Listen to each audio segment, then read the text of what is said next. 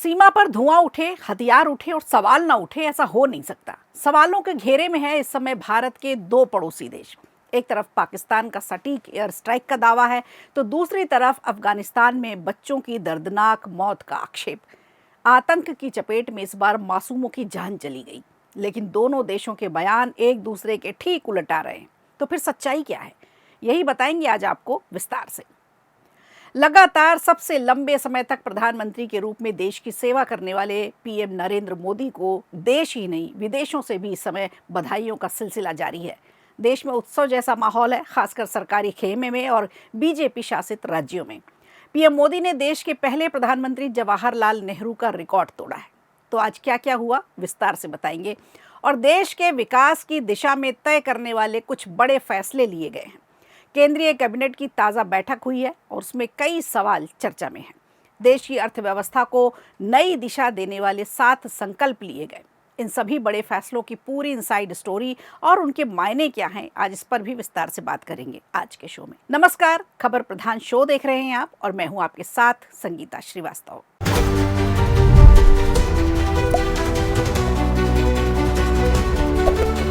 एक बार फिर सीमा पर तनाव है और एक बार फिर दो देशों के दावे अलग अलग सामने आ रहे हैं, लेकिन इस बार आतंकवाद की चपेट में मासूम भी हैं।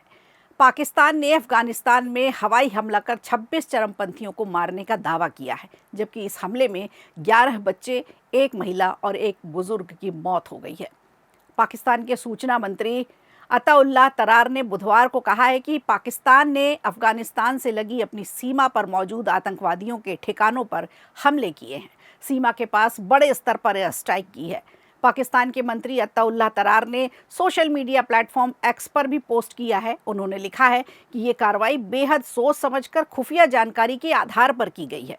उनके मुताबिक आतंकियों के ठिकानों पर, उनके छिपने की जगह पर, उनके ट्रेनिंग कैंप को निशाना बनाया गया है। उन्होंने ये भी दावा किया कि इन जगहों पर हथियार और गोला बारूद भी जमा था, जिसे पूरी तरह से नष्ट किया गया है। पाकिस्तान ने दावा किया है कि फितना अल ख्वारिज नाम का एक ग्रुप है जो पाकिस्तान में आतंक फैलाने का काम करता है। मारे गए आतंकियों में उसके ही कुछ कमांडर शामिल हैं, जिनके ठिकानों को विशेष रूप से टारगेट किया गया था। लेकिन इस पूरे घटनाक्रम के बीच में एक और गंभीर दावा सामने आया है, जो इस मामले को और भी ज़्यादा संवेदनशील बना देता है।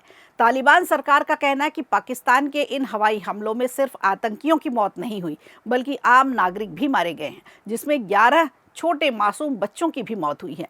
इसके अलावा एक महिला की भी मौत हुई है और एक बुजुर्ग की भी जान चली गई है। तालिबान ने इस घटना की तस्वीरें भी जारी करके अपने दावे को साबित करने की बात कही है और पाकिस्तान पर लगातार गंभीर आरोप भी लगाए जा रहे हैं। इसी बीच पाकिस्तान ने इन आरोपों को सीधे सिरे से खारिज किया है। उसकी कार्रवाई सिर्फ आतंकवादियों के खिलाफ थी, यही उसका मकसद था और शांति और सुरक्षा बनाए रखना उसकी प्राथमिकता रही। पाकिस्तान देश के सुरक्षा को प्राथमिकता देना बता रहा है और विदेशी समर्थन वाले आतंकवाद को खत्म करने के लिए अभियान आगे भी जारी रखने की बात कह रहा है।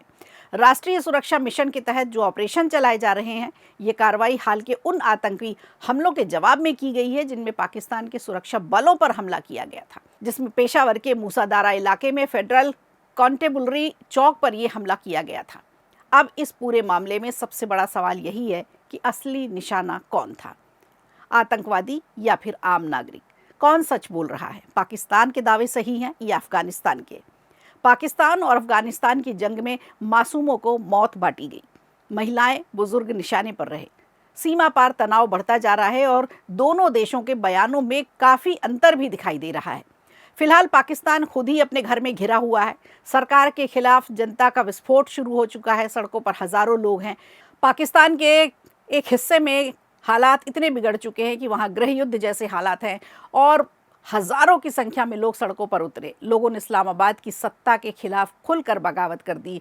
तो पाकिस्तान एक नहीं, फिलहाल कई मोर्चों पर घिरा हुआ है।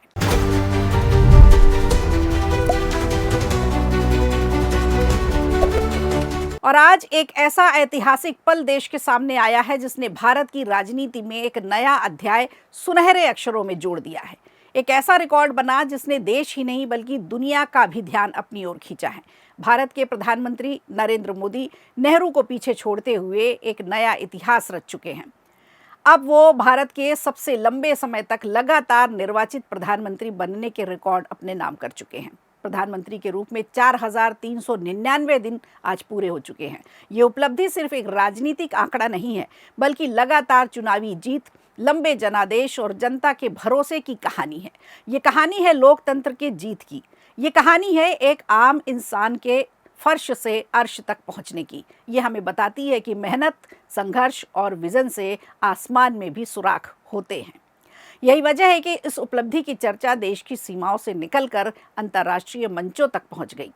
प्रधानमंत्री मोदी के इस ऐतिहासिक रिकॉर्ड के बाद एनडीए की ओर से खास कार्यक्रम आयोजित किए गए। बीजेपी शासित राज्यों में जश्न मनाया जा रहा है। शुभकामनाओं का सिलसिला लगातार जारी है। कई जगहों पर लोगों ने पूजा पाठ, प्रार्थनाएं और विशेष आयोजन कर अपनी खुशी जाहिर की और समर्थकों का कहना है कि ये उपलब्धि भारतीय लोकतंत्र में जनता के निरंतर विश्वास का प्रतीक है। देश के अलग अलग हिस्सों में भाजपा नेताओं और कार्यकर्ताओं ने तरह तरह के आयोजन किए। प्रधानमंत्री नरेंद्र मोदी के समर्थन में छोटे बच्चे से लेकर बड़े और बुजुर्गों तक हैं। उज्जैन के महाकाल मंदिर में भाजपा नेताओं ने विशेष पूजा अर्चना कर प्रधानमंत्री के अच्छे स्वास्थ्य, दीर्घायु और यशस्वी जीवन की कामना की। सीएम मोहन यादव ने प्रधानमंत्री नरेंद्र मोदी के 12 साल के कार्यकाल की सराहना करते हुए इसे सेवा, सुशासन और राष्ट्रीय सुरक्षा का स्वर्णिम काल बताया। भाजपा नेताओं ने नंदी हॉल में बैठकर विशेष पूजा की, मंदिर की चौखट पर माथा टेककर आशीर्वाद लिया। भाजपा के कई वरिष्ठ नेताओं ने, मंत्रियों ने और पार्टी के सीनियर पदाधिकारियों ने ऐतिहासिक उपलब्धि पर उन्हें शुभकामनाएं दी हैं। सोशल मीडिया पर नेताओं और समर्थकों के संदेशों का लगातार सिलसिला जारी है। प्रधानमंत्री के नेतृत्व और उनके लंबे राजनीतिक सफर की सराहना की जा रही है।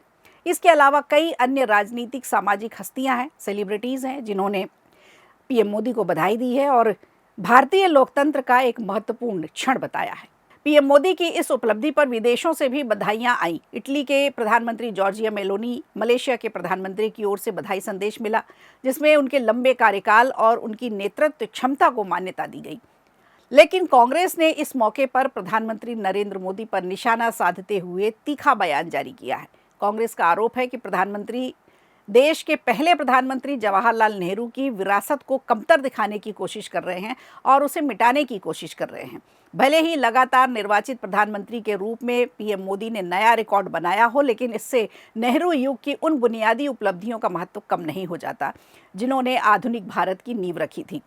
पार्टी का दावा है कि लोकतांत्रिक संस्थानों में वैज्ञानिक सोच, सार्वजनिक क्षेत्र के विकास और कई महत्वपूर्ण राष्ट्रीय संस्थानों की स्थापना में नेहरू की ऐतिहासिक भूमिका रही है। कांग्रेस ने अपने बयान में ये भी कहा है कि किसी भी नए रिकॉर्ड या राजनीतिक उपलब्धि के आधार पर देश के पहले प्रधानमंत्री के योगदान को नज़रअंदाज नहीं किया जा सकता और भारतीय लोकतंत्र में सभी प्रधानमंत्रियों के योगदान का सम्मान होना चाहिए। यही वजह है कि इस उपलब्धि को लेकर राजनीतिक गलियारों में फिलहाल बहस तेज है। एक तरफ प्रधानमंत्री मोदी के समर्थक इसे मजबूत नेतृत्व, स्थिर सरकार और जनता के भरोसे का प्रतीक बता रहे हैं, तो दूसरी तरफ विपक्ष है जो इसे अलग अलग नज़रिए से देख रहा है। सबकी अपनी अपनी दलीलें हैं। तो कुल मिलाकर ये सिर्फ एक रिकॉर्ड नहीं, बल्कि भारतीय राजनीति के एक लंबे सफर, लगातार जनादेश और बदलते राजनीतिक समीकरणों के और जनता के विश्वास की कहानी है।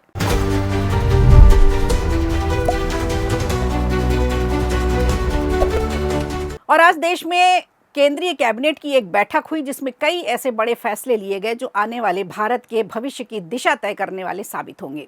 7 संकल्प हैं। मोदी कैबिनेट की एक अहम बैठक हुई, जिसमें अमरावती के विकास से लेकर अहमदाबाद मेट्रो के विस्तार और देश की अर्थव्यवस्था को नई दिशा देने वाले कई महत्वपूर्ण फैसलों को मंजूरी दी गई।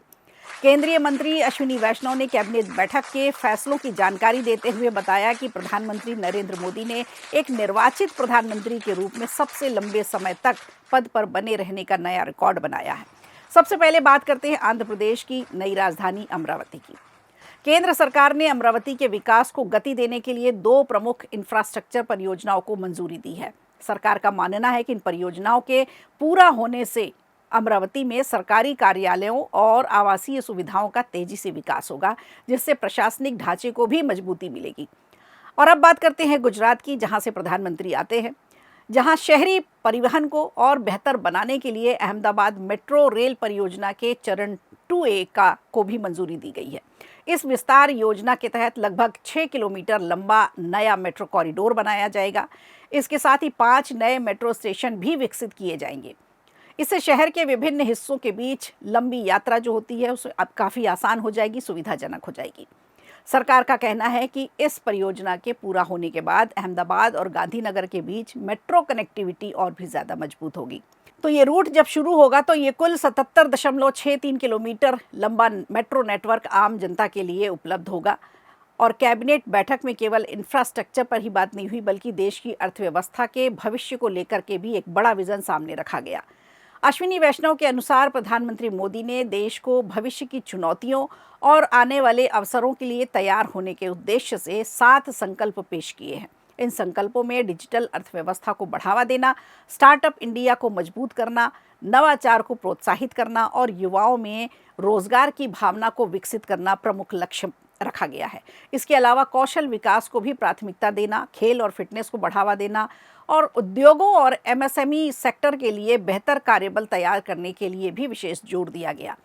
खेल और फिटनेस से जुड़े कार्यक्रमों को आगे बढ़ाने की भी बात कही गई। सरकार का लक्ष्य है युवाओं को बेहतर प्रशिक्षण देकर रोजगार के लिए तैयार करना और कॉरपोरेट और एमएसएमई सेक्टर के लिए कुशल, प्रतिभाशाली और स्वस्थ कार्यबल तैयार करना।